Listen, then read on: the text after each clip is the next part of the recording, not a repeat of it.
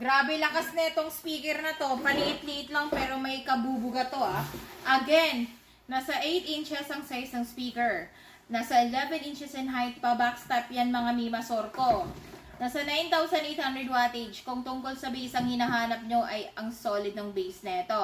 Pwedeng lagyan ng stand pa ha.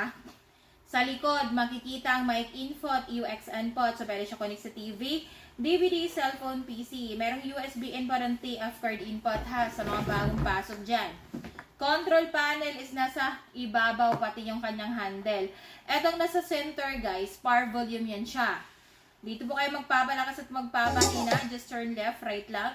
Tapos dito din po kayo mag-a-adjust sa kanyang power volume ha. Kung i-adjust nyo po yung treble, bass mic, echo mic volume. So, may power volume lang po, guys. Pindutin nyo lang. Makikita nyo po yan dito sa kanyang digital display sa back. Unang pindot, treble. Pangalawang pindot, bass. Pantatlong pindot, mic volume.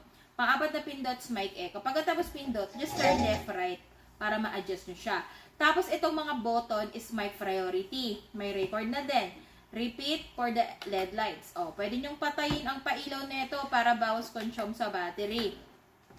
1,888 lang to guys. Tsaka kung meron po kayong discount nito, edi much better. Kasama nito, isang wireless microphone, adapter, remote manual, may free na USB. Goods pang karaoke, pang outdoor. Pwedeng i-connect sa TV, DVD, cellphone, PC nyo. Ayan na. I-base test natin to ulit, guys.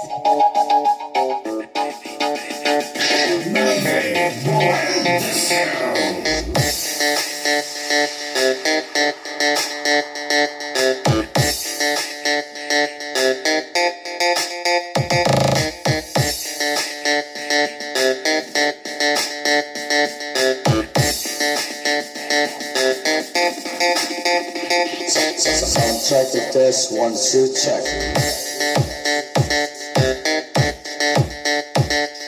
Check. Grabe, apaka-solid ng bass kung kayo po ay naghahanap sa speaker na pwedeng dalhin kahit saan. Hindi ganun kamahal, pero goods na siyang pang karaoke, pwedeng pang outdoor.